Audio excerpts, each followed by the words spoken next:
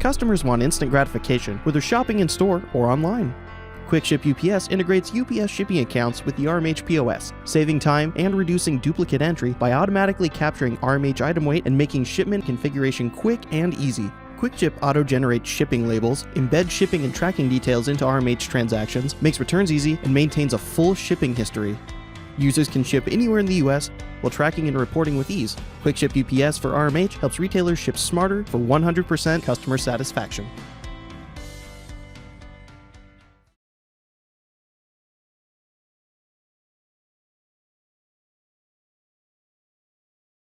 The Retail Solutions Providers Association is North America's largest community of VARs, software developers, vendors, and distributors in the retail, restaurant, and grocery verticals. We're a fit for any organization that's serious about growth in those markets. Many companies have been members for decades, and we frequently add startup tech companies because we accelerate their growth and they see the massive ROI that RSPA membership offers. If you're serious about growth in the retail IT channel, email us today at membership@gorspa.org. Thank you very much.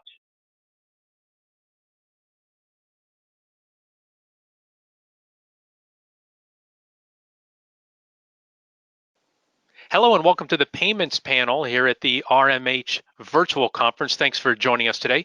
So what we're going to focus on, as everybody I think knows, payment processing has really become an inextricable companion of the POS business. You can't separate POS from payments. And so every year RMH invites some of the leading payment providers to share their observations and their ideas about how payments trends and technologies are changing in response to market conditions. So 2020 has really been a breakout year for retailers' appetite to adopt new sales channels and new payment methods, regardless of your geographic presence. COVID has really made that come to the forefront. So we're joined today by three special panelists. We have Stacy Carrillo from North American Bancard, David Ades from Cardknox, and John Pleau from BlueSnap. Gentlemen, thanks for joining us today. Appreciate you having us. Yeah, glad to have you here. So can you give the audience a quick overview of your company? I just gave your name and company, how you fit in the channel, payment space, and what's unique about your business. Stacy, if we can start with you.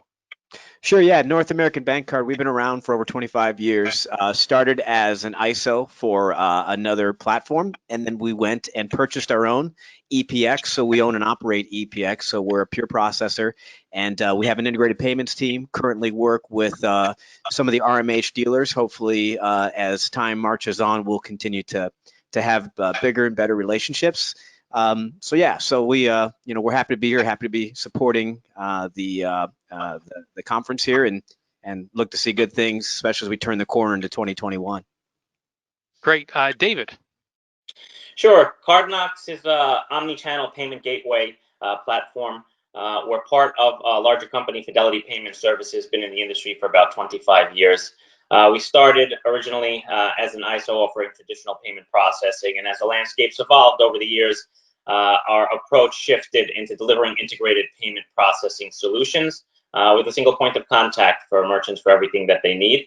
And merchants love our white glove service, while developers love our developer first support, for our various integrations, which exist for point of sale softwares, ERP platforms, e-commerce platforms, and so on.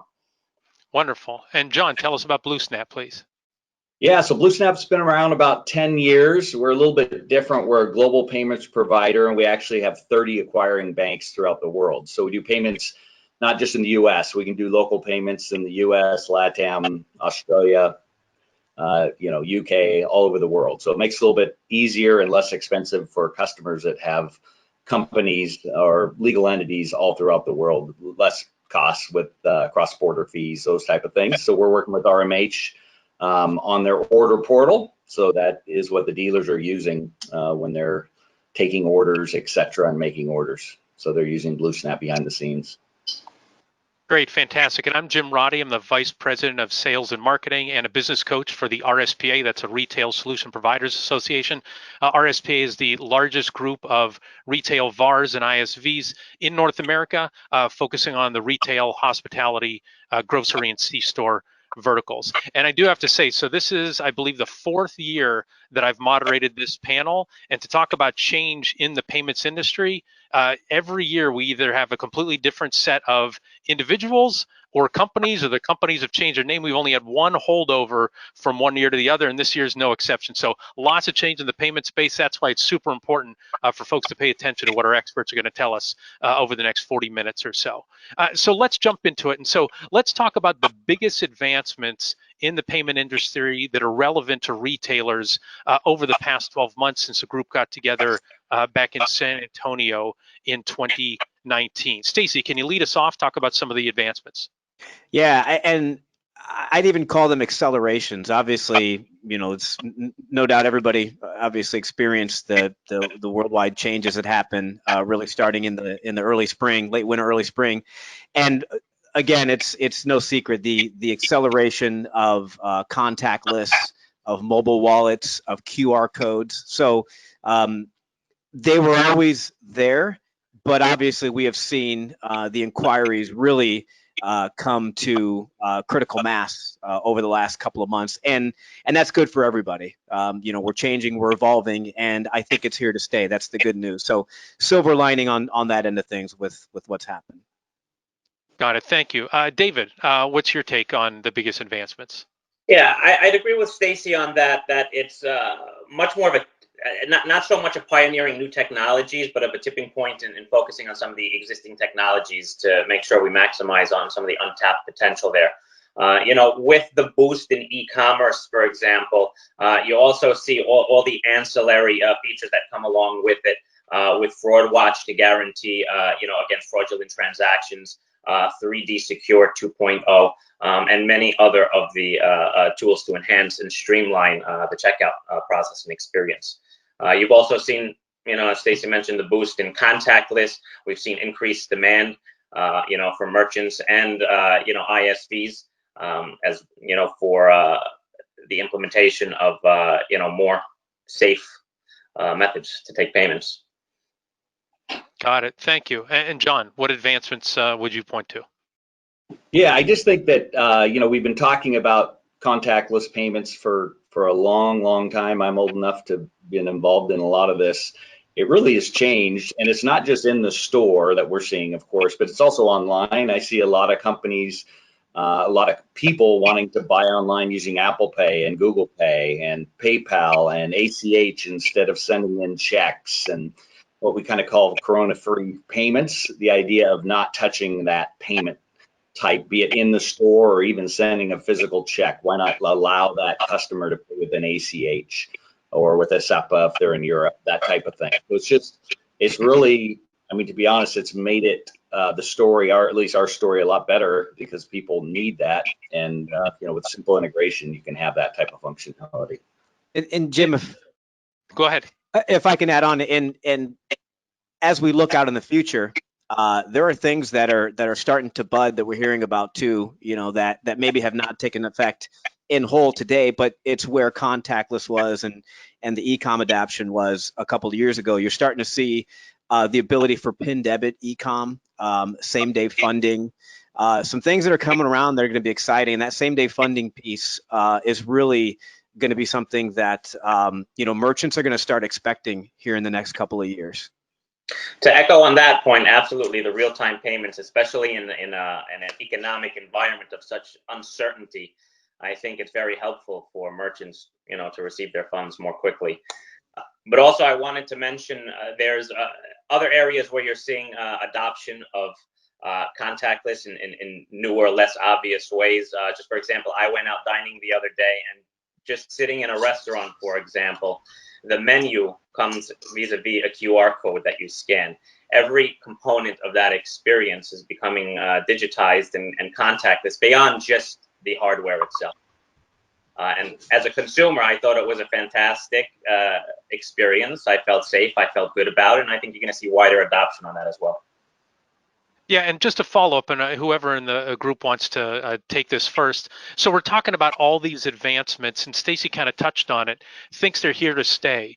Do you all agree with that? Like we're going to have, for example, instead of menus, you're going to have these QR codes going forward, as opposed to once we finally get beyond COVID, and then once there's a vaccine, you think we'll go back to paper menus and stuff like that? Or how permanent do you think these are? To what degree are they going to stick around? Is this like, 2 steps forward from all the advancements and 1 step back, or do you think it's going to stay at 2 steps? Whoever wants to take that. I'm curious how long lasting this is going to be, because our audience needs to know, is this something they're going to be focusing on in 2021 and not beyond, or is it really, for the future to be? Sure, I'll jump in there. I think that there's a two-prong approach here. I think there's some short-term solutions that merchants put in place just in the immediate aftermath of when COVID hit. You've seen a lot of curbside pickup and curbside environments to accommodate transactions. You've also, you're looking at longer-term solutions with the shift in consumer behavior towards shopping online, for example. So I think some of the shorter-term solutions might not be sustainable for the long term, such as running, out front the store and doing curbside transactions. But there is a bit of a psychological scarring, in my experience, to the consumer and how they're going to be looking at shopping in the future. And I think just on a global level, the human experience is shifting in that way, and COVID accelerated it. Yeah, I would agree. I think I think of adopting new payment types as more of a millennial type thing, but I think it's forced all the ages to get used to doing this new type of payments. And I think a lot of people are starting to see that, I actually like this better, even though I would never do it. I've talked to people say, I never use Apple Pay, and now they're using Apple Pay, and it's like, oh, it's awesome. I'll use it everywhere I go. So I think it's probably 2 steps forward, 1 step back. It's going to go back, a little bit, but I think there's going to be a lot of folks that are never going back to the old way. So. Yeah, there's a real thing of, it seems like for years, our industry, the resellers, the technology solution providers have been pushing these solutions onto the merchants, and the merchants are like, nah, and the consumer is like, nah. And now the consumers are the ones who are really driving this. And They say, how long does it take to build up a habit? Some people say 2 weeks, some people say 2 months. Well, COVID, we know, has been too long, right? And so we know that there's enough time for folks to build up some habits. So it seems like some folks will say, oh, this is actually better, and because they were forced to change it. So I guess let's keep talking a little bit more about, from a COVID standpoint, how has COVID changed the discussion that retailers have with their payment processors? John, can you take that one first? Yeah, I'm starting, again, we're more of a card not present solution. We do have a card present solution coming, but it's usually card not present conversations. Literally, large company out of the Bay Area I'm talking to yesterday, and they are looking at getting away 100% of anybody writing them a check and sending it in. They want to go 100% ACH credit cards online. And so they're asking, how do we do this? Do we do a 30-day trial and then say, hey, no more physical checks, you have to get them in, via ACH? We'll send you an embedded link, you click on it, you make your payment, piece of cake. The beauty of that is now all of a sudden it's automated, and they're getting, they don't have to call them to say, hey, you're late, where's your check? So there's a lot of advancements going on. I just see those questions continually coming up as, how do I get away from, physical payments and total virtual? So I see that a lot. And I'll chime in, even aside from technology, it's the relationship, for merchants, and many are on traditional pricing, Interchange Plus. They want their payment processors, who are the perceived wolf in a lot of cases, right? Some of their largest payments they make are their credit card payments, from Visa, MasterCard, their fees. So they want some sincerity. They want some breaks. They want to be looked after and know that they're a good customer, a good merchant, and hey, give me a break. Whether it's PCI, a break on PCI the rest of the year, whether it's, hey, chargeback happen, be a little more sympathetic about whatever it is. But that relationship and some of the things that the processor's doing for that merchant, you just got to be closer to that merchant and understand them and be able to do some things maybe that you wouldn't normally do, just to have some of that feel of their position here in this state. Yeah, that seems like it's really important. What you're saying, Stacy, is from a payment standpoint, it was pretty straightforward what's going to happen in 2020 because everybody was operating from a state of necessity. I need contactless. I need online things like that. But 2021, it's going to be different. Depending on where you are, what kind of vertical you're in, and all that. So it seems like our audience really has to make sure they get closer to the merchants on that. David, what's your take about how COVID has changed the discussion retailers are having with payment processors? Sure. It's a bit of a combination of both what Stacy and John mentioned. I think merchants are looking at merchant processors, at merchant providers from a technology standpoint. I think it was the old school mentality of shopping purely based on price and the rate. I think now there is so much happening in the landscape, and as John touched upon, you have a merchant, a retail merchant. They want to have an online presence. They don't want to have to shop around for someone for online fulfillment of their payment services. If they have a mobile app, they don't want to have to string together and stitch together a network of providers to meet their needs. So they're looking for agile, technology-driven companies that have the ability to pivot quickly to an evolving landscape. And a lot of them, a lot of the small business owners, the same stubborn business owners that may have chosen never to put an online website and only did so because COVID finally forced them, have this same mentality where they chose to do processing with their business bank.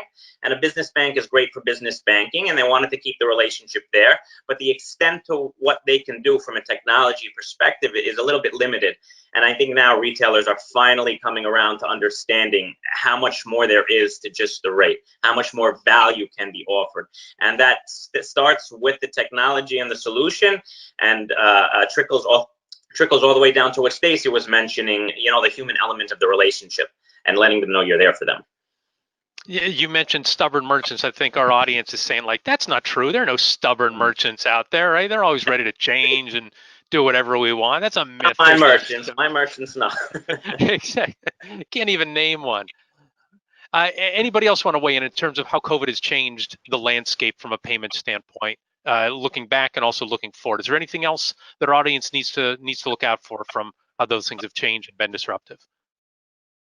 Yeah, I think the only other piece that ties all together is just omni-channel. Now that you see a lot of the e-commerce incorporated into these merchants' ecosystems now, being able to pull tokens and being able to keep card information, not necessarily on file per se, right, for PCI, but being able, when a purchase is made online, being able to pull that customer up and be able to refund it in store if that's the case or whatnot. So the buy now, pick up in store. So I'm sure we'll talk a little bit about that because that's a trend that we're seeing accelerate too. But the bottom line is being able to purchase one way, pick up another, and vice versa, without having to put that card in every single time or tap the card.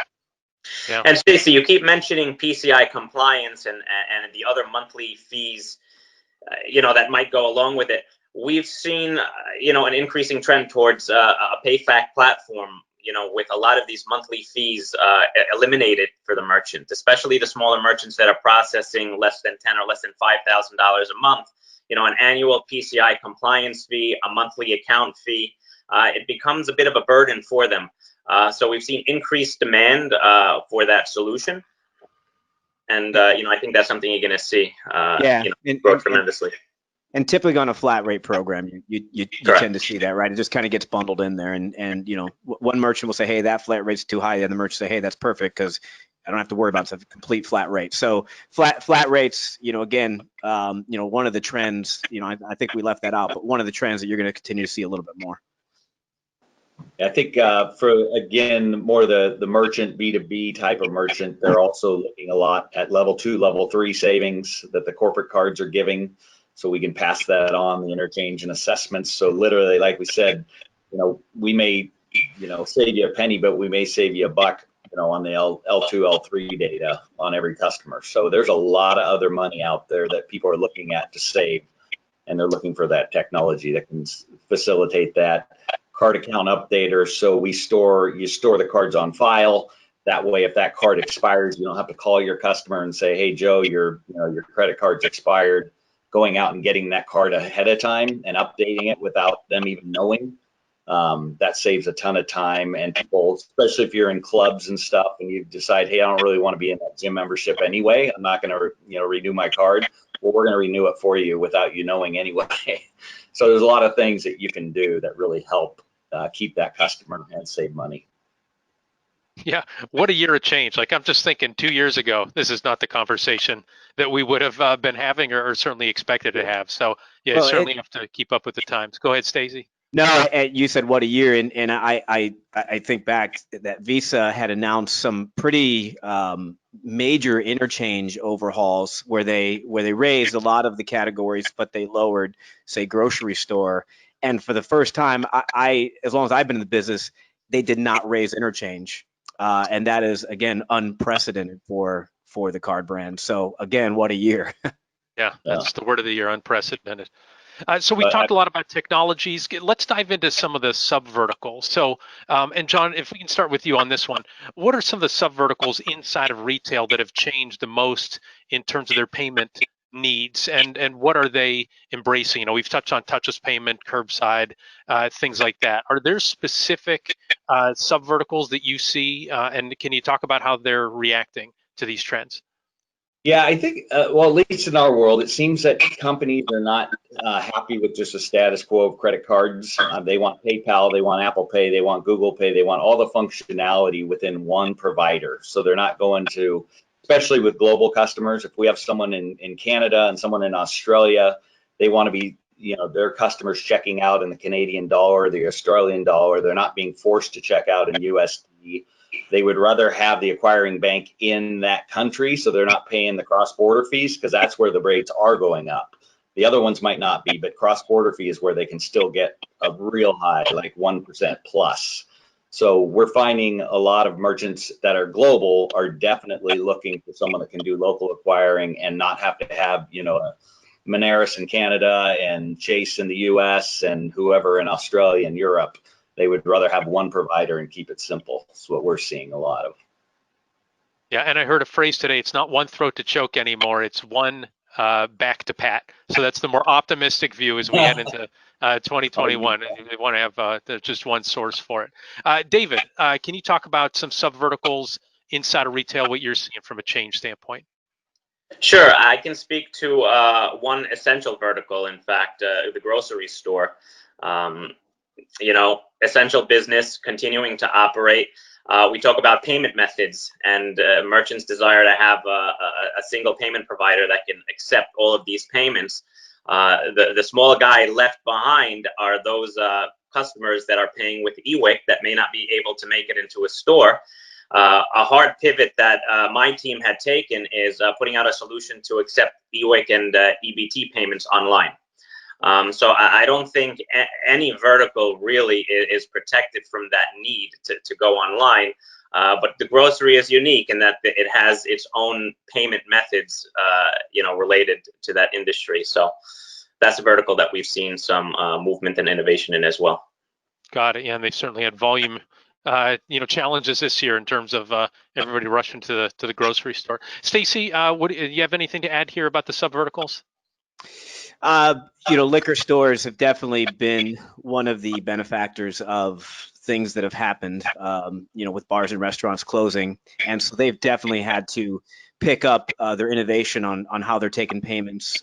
We've seen lots of business pick up from the online side of liquor stores, although that adoption is still going to take time, because what we've found, and our RMH dealer community can probably testify to, is that although these merchants need to get that strategy in place, you're still seeing, when possible, individuals still coming into the store because they want to peruse. It's a little bit of an experience too. But that said, liquor store definitely, and coming around the pike, cannabis. There's a huge opportunity in the point of sale field for that. Huge opportunity in payments if and when that happens. So cannabis, the cannabis retailers, they're definitely getting innovative in what they're doing, how they're taking payments. It's not just cash, it's blockchain and some of the other things, some creative banking, if you want to call it banking. And and we'll see where that goes. But more states, I feel anyway, my prediction, you heard it here first, is that more states are going to allow recreational use, and therefore you'll see more dispensaries. And with that, there will be more opportunities for technology, and for payments remains to be seen, at least traditional credit card payments. Yeah, it's interesting you bring up cannabis. That's a note that I wrote down, because what we're seeing inside of the RSPA are, I guess, to examine the cannabis market, there's the grow, there's the manufacturer, and then there's the dispensaries. So there's a lot of technology in the grow and the manufacturing, but the dispensary is almost an afterthought because POS providers haven't been there. Part of the reason POS resellers haven't flocked to it is because there hasn't been the payment residual on it. But now actually the RSPA is going to be rolling out a cannabis community, and we put out the word to a handful of members. We didn't even broadcast it very broadly, and 44 people jumped in right away. Like, it's already the second largest community that we have inside of the RSPA. And so Stacy touched on a little bit. I don't know if David or John, do you have any insights in terms of what can our audience expect from a payment standpoint related to cannabis? What have you heard? Is there going to be an opportunity for resellers there in the future at some point? There certainly is an increase in demand for CBD and cannabis-based businesses that I've personally seen. I was working with an RMS merchant about a year ago, and they had an account with one of the traditional processors that was shut down. We've, as a company, have been exploring newer relationships to be able to accommodate CBD, as a lot of the larger banks, we all know, won't touch it. We've successfully placed this RMS merchant with a CBD solution, but you're definitely going to see growth, especially as, at the level of a society, we're becoming more comfortable with it. And I think you're going to see it grow. I think you're going to see it grow tremendously. I think there's a lot of opportunity, both from the software side and also from the merchant processing side as well. And Jim, I definitely want to give you credit for that very subtle pun, saying the RSPA was going to be rolling out something on cannabis. You cannot, like he was saying, grow. Like, I mean, there's just almost no way to avoid any sort of puns when it comes to cannabis. So well yeah, done. you feel like kicking yourself every time. So yeah, well, if anybody's interested in that vertical market, if you're an RSPA member, just reach out to me, Roddy at gorspa.org. Happy to get you in part of that group. And if you're not an RSPA member, email me and we can talk about you joining the RSPA resellers. It's only $250 a year if you have fewer than 10 employees. So just a little sidetrack there. Hope you don't mind the plug to try to help folks out as they try to accelerate their success. So we touched earlier, moving on. So mobile ordering, contactless payments, obviously those had made a lot of progress in 2020. But has COVID slowed down progress in any areas like blockchain, cryptocurrency, cashierless stores, anything like that? And so David, why don't you take that one first and talk about, have you seen that COVID stalled some areas from a payment standpoint? Sure. I'll start out by saying I'm not an expert on cryptocurrency, but I do think that there are other variables at play here besides COVID that will influence how those technologies are adopted. I don't think the consumer, at a mass level is ready to adopt the blockchain technology. And it operates on a completely different set of rails in our industry. I think it's going to be an uphill battle for them to completely unhinge and displace the merchant services industry that we all, operate in. So again, I don't think it has slowed down that progress. I think it's operating, in parallel at its own pace. But I do think COVID has, just given us, the opportunity to kind of refocus on what is relevant and what is pragmatic in terms of addressing the needs of today. Great, thank you. John or Stacy, do you want to weigh in on this in terms of what have you seen slow down? Go ahead, John. Definitely the travel industry. We do a lot in that world, and it's really hurt them, as you all know. It's hurt them bad. Where we have people that were, let's just say, 100 million a year, and they're literally down to $1 million a year, like that, overnight. Yeah. So it's really been rough on the travel industry in our world. Yeah, and my take on blockchain, again, it's it's a commodity still, and I don't know that COVID necessarily slowed it down. We're talking about cannabis. I think when you're looking for ways to take payment outside of cash, and I almost apologize for using cash anywhere I go, just because I know that person behind the glass is probably like, I don't want to touch your money, especially yours. Just kidding. But probably as you pull it out of your sock. Really. Exactly. Yeah. I went yesterday to get a haircut just for this wonderful show, and I wanted to leave a tip for the barber. They would not accept the tip on the card. They would only take cash. So while you say some people don't want to touch cash, I'm encountering instances where that's all they want. So yeah. Sure, yeah, and my point is, I don't know necessarily that it slowed it down. I don't know that it was accelerating anyway. I still think you see it as a commodity. I've seen it implemented in point of sale as a payment method and saw very little happen with it. I'm still not seeing it again in cannabis. I don't know specific dispensaries are using it. I think the verdict is definitely out on blockchain, or remains to be done. Got it. Great. I would like to go on record in saying if anybody has any cash, just send it my way. I'm more than happy to touch as much. I've got cash. some in one of my socks. I'll send it your way, Jim. Fantastic. I'll just get my my wipes, my antibacterial wipes, wipe those things down, and I'll be good to go. So. Leave it in the sock. You'll throw it in the laundry. There you go. That's a great point. Yeah, exactly. I got puns too. Yeah, but we don't want to get into money laundering. I think this is totally taking the wrong turn now. No. Oh, full of the puns. Well, good. Well, I'm glad we can laugh in 2020. It's nice to have some good news and some levity this year. So a couple questions left for getting into our last 10 or 15 minutes. So, we touched at the outset, one thing that you can really count on in the payments industry is change, right? We talked about from an organizational standpoint, technology standpoint, personnel standpoint, partnership standpoint. So what do you think our audience should pay attention to in the near term future? Like, don't feel like you have to look at a crystal ball and think what's going to happen 5 years from now, but help us see around the corner to some degree.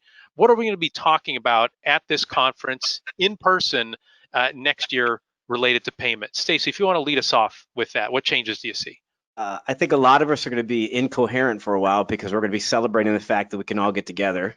So who knows what truly is going to come out there, but from from a professional standpoint, I think one of the things that you're going to see more and more, and my encouragement with RMH dealers is, don't hesitate to have that conversation about, we'll call it cash discounting, surcharging, whatever phrase you want to use, because you're getting two sides of it. You're getting merchants who really need to offset those fees that, most of those come from, the networks. We blame it on Visa, MasterCard, and American Express and Discover. So they're looking for ways, obviously, to put money back in their pocket. And then you have the very reticent, hesitant merchants who say, I don't want to jeopardize any business. But the reality is it's here, and don't hesitate to have that conversation because it's going to continue to grow no matter what side of that the fence the merchant's on. And I've personally seen it with my dealers, not only with RMH, but other software providers. And it is definitely a trend that we'll see. I think it's going to be maturing as we get to next year. And Stacey, if I can just follow up, you said have that conversation. What are some questions or some data points that our audience should be striving to uncover when they have those conversations? How do they go about it? I think you first need to be a little bit strategic about who you're talking to, because if it's a liquor store with 6 liquor stores around it, that liquor store is probably not going to do it unless they've got just some special sauce and they've just owned that market. But yet, if you have and this is obviously assuming you have a pretty good handle who your merchants are, but if you know a merchant who doesn't have that much of a competitive landscape, yet they're either hinting at it or they're asking about it, have the conversation and have the conversation with your payment processing provider to see if they can support it. So it's just a matter, I guess, that to answer the question is just get to know a little bit about where they are. Are they in a competitive landscape? Yes. Maybe they're not the ones to ask, but if they're not so much, maybe you can go for that. And the value is that, from a selfish perspective, the residuals, we talked about residuals earlier about, hey, in certain situations, maybe POS providers don't want to go after this because there's no residuals. Well, there's a definite change in how you get paid out when you do something like that, because 4% that you're charging as a payment processor that's being picked back up by the end user consumer, that equals a lot more in residuals. Got it. Thank you. John, can you help us see around the corner for the near-term future? What are we going to be talking about 12 months from now? Yeah, I think at least what we're seeing is that more companies are looking for different payment types. They're looking to save money. So are they going to offer ACH as well as credit cards, not just credit cards? Those type of payments that may be less expensive. So we're just seeing a lot of those questions coming up, is how can we lower our costs, et cetera. And there's ways to do it, and it seems to be working pretty well. Things like payment link. If you text somebody and they click on it and they can make their payment on their phone via a payment link, and you give them the option of ACH or credit card or however, Apple Pay, Google Pay. So just a lot of different technology out there that people are looking for, not just the traditional way of making payments. Got it. And David? Sure. So, fool me once, shame on you. Fool me twice, shame on me. I think, with the first wave of COVID, nobody knew what was coming. Nobody knew what to expect it. And so we were all caught with our pants down, and we scrambled quickly to do what we can. We're on our way now into another winter season, into another flu season. We know what we know. We don't know what we don't know. I let resellers and merchants know to double down.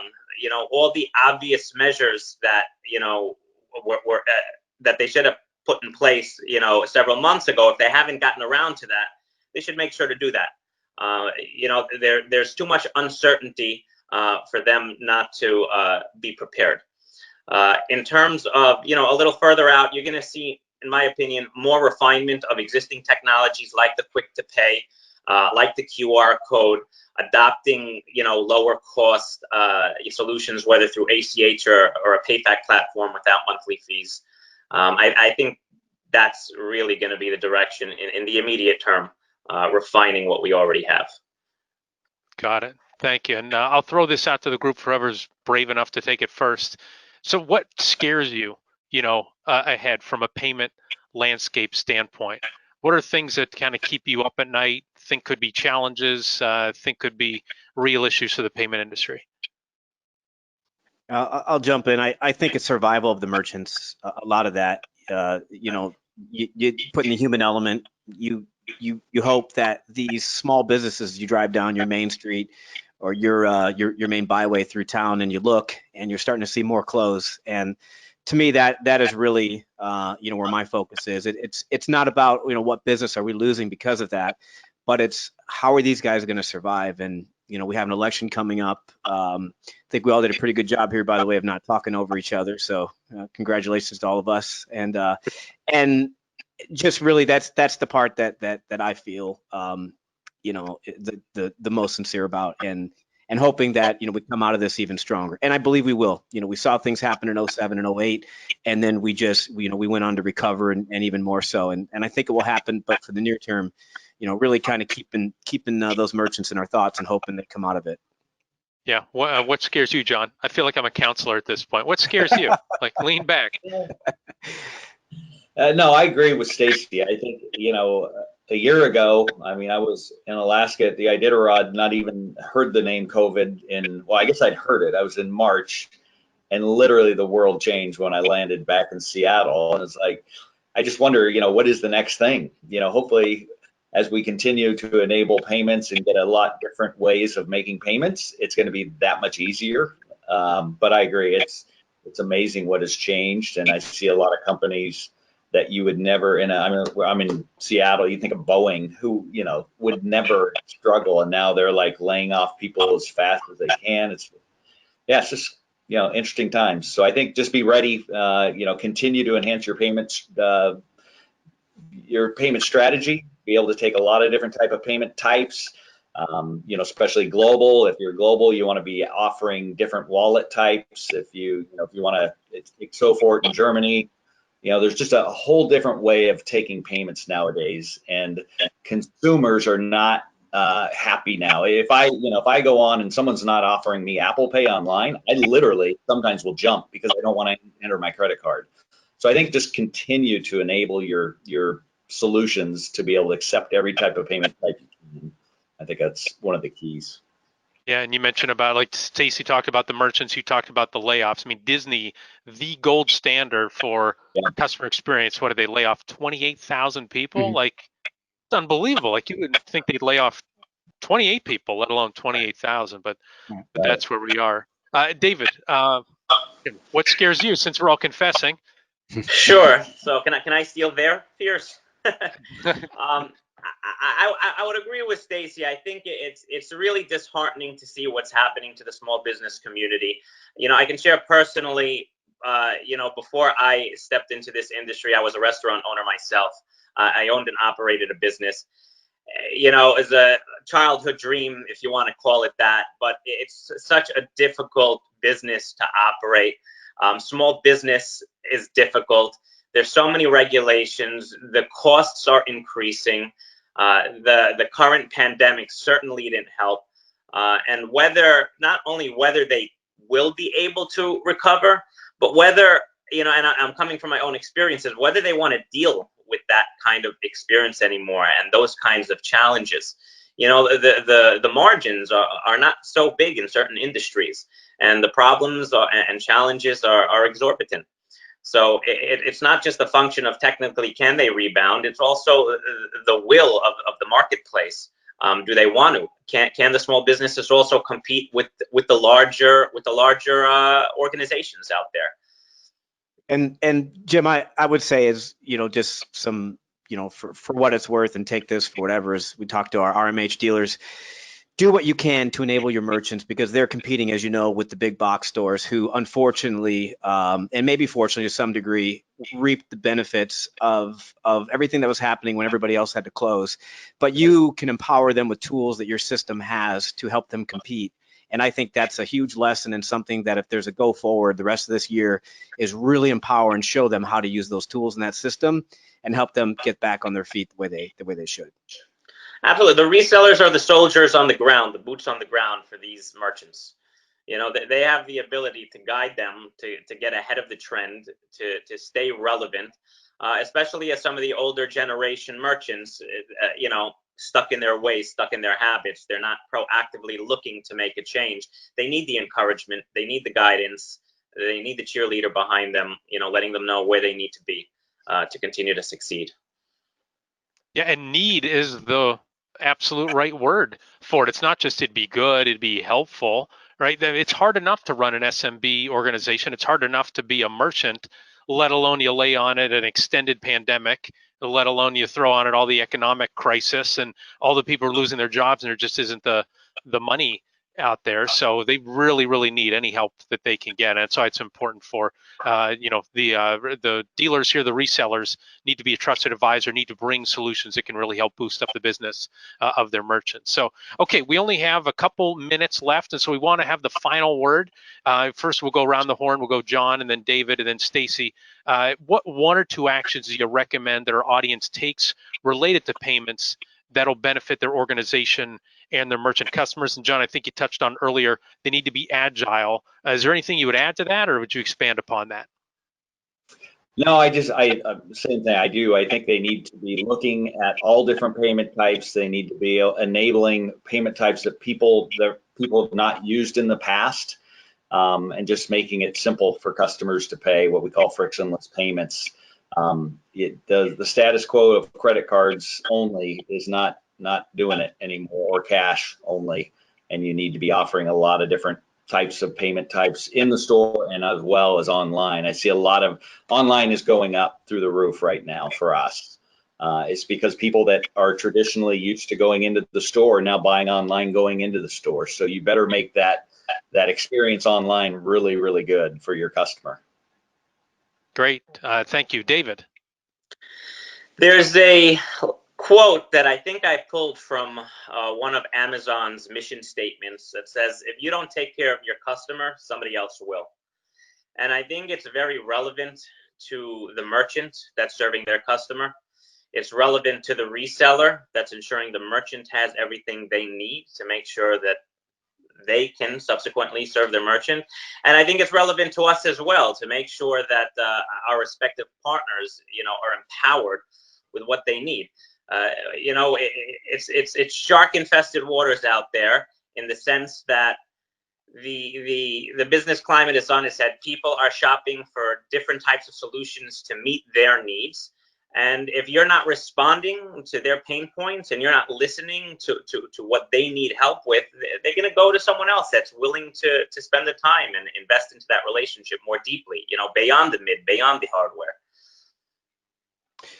Yeah, from purely a payment standpoint, I obviously you heard me about helping your merchant use the tools that you have in the software to optimize their business more so than ever. But from a payment standpoint, number one, give them some options with your payment provider so they can truly go with the most merchant processing centric provider, because there are plenty out there, and merchants can perceive, hey, this fee went up on me, this fee went up on me. Help them evaluate it now and again to find that best provider that's going to do the best for them. You're going to be a hero in that regard, and that's in your name, right? Retail management hero. And then, secondly is give them some options like cash discounting, stuff like that that's going to help them. Again, this is purely payments, but cash discounting is an option. Maybe you don't think they need it, but they do. That's something they need to do. And, if it's a $10 ticket, you're passing on 40 cents on to that customer. And if that customer likes them, it's sure better than the merchant raising their prices every 6 months or a year to keep up with the inflation. Got it. Great. Thank you. So just to summarize the actions recommended to take, either get agile, remain agile. I wrote down KISS. It doesn't mean kiss anybody. You got to keep your social distancing, but keep it simple, because your merchants want simplicity. Really care for the customer, find out exactly what their needs are, and then make sure you're giving them options so they too can remain agile and flexible. Well, that's all the time that we have for this payments panel here at the RMH Virtual Conference. Big thanks again to Stacy from North American Bancard, David from Cardknox, John from BlueSnap. Gentlemen, thank you very much for sharing your expertise. And for our audience, thanks to you so much for watching today and this presentation here at the RMH Virtual Conference. We hope that you got everything that you need to know to learn about the payment space heading into 2021 and beyond. So thanks very much for your time today. Thanks for listening, and goodbye, everybody. Thank you, gentlemen. Thank you. Thank you.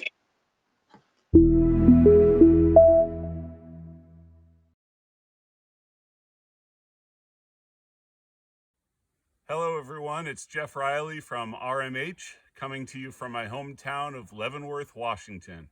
We're excited for a great conference. Glad you're all with us.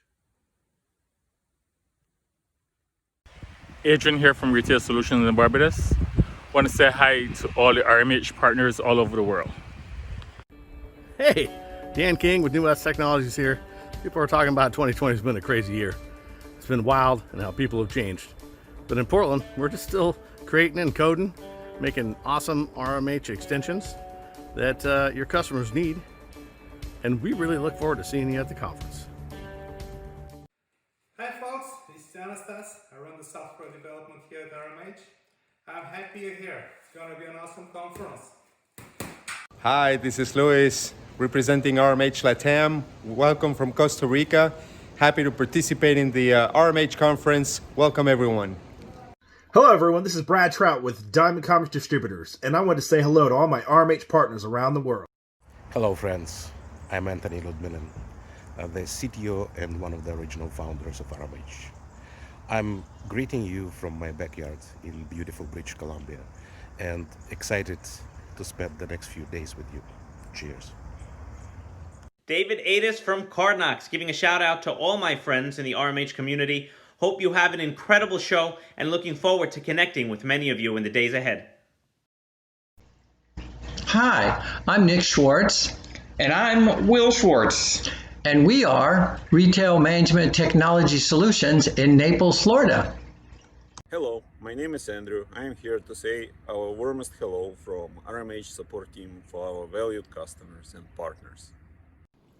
Hola, somos la red software de Honduras, distribuidores autorizados de RMH y Microsoft para toda Centroamérica. Saludos y bendiciones. Hi, this is Kudo Pei from Big Bang Retail Solutions from Vancouver. Hello, this is John Pleau with BlueSnap Payments. Hey, we're looking forward to the RMH conference coming up shortly, and also meeting all the RMH partners throughout the world. As you may know, BlueSnap is a global payments company where we can accept payments throughout the world, many different payment types, local processing, etc. So looking forward to the conference, and we'll talk to you soon. See ya. All right, go. Hey everyone, this is Israel with Retail Management Hero. Thanks for being part of the 2020 Partner Conference, and we hope to see you all next year. Hola, saludos desde Colombia. Somos Dynamics IT, partner certificado de RMH. Estamos felices de participar en la conferencia virtual de RMH 2020. Hello everyone. From everyone here at Blue Star, welcome to RMH 2020 Digital Conference. Greetings to all the RMH partners around the world. This is Rene Santos of Dynamic Global Enterprise Systems Inc. based in the Philippines. Sit back and enjoy the conference. Hello, this is Tae-Kang from POS Unlimited. Welcome to RMH Partner Conference of year COVID-19, and I hope to see you all in person next year. Hello, I'm Paul Husted from Falcon's Nest Business Solutions, RMH certified partner and central implementation partner. Welcome to the RMH conference. Hi, I'm Kevin Roddy, IT Director for Goodwill Central Coast. We have been working with New West Technologies, Microsoft RMS headquarters and store operations for many years. This year, we upgraded our POS software to RMH Central. RMH runs our operations end to end. From the production intake of our donated goods and inventory management, through transfers to our 15 retail stores, 1 bookstore, and 2 outlets for customer purchase, all with full sales reporting. We also leveraged the modern mobile suite software to track our inventory and purchase goods.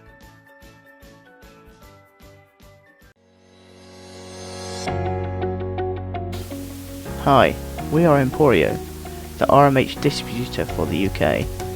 Have a great 2020 RMH Partner Conference, everyone.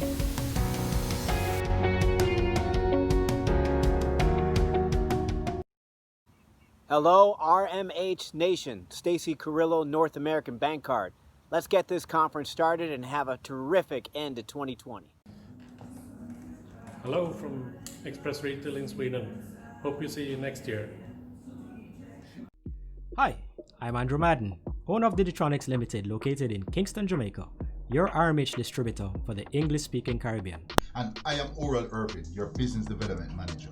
We are here to support you with training, technical support, sales and marketing, and most of all, how to leverage the many opportunities that has arisen out of this unfortunate pandemic. With the great leadership from the RMH team and our support, we are here to drive success.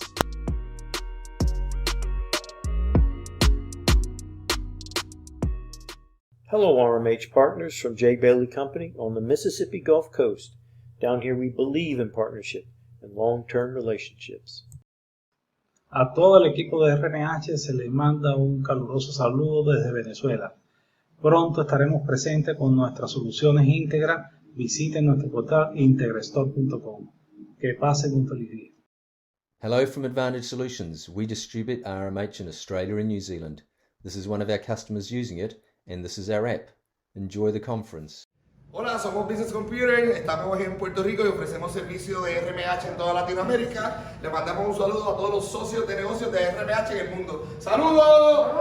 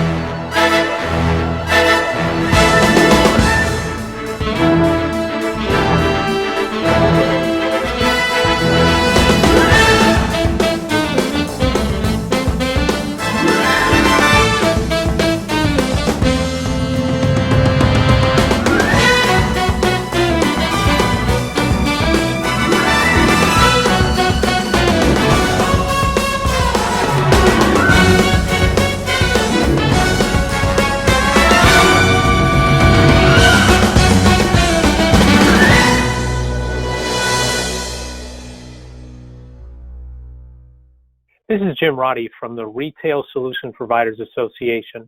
Hello to all the RMH partners across the globe.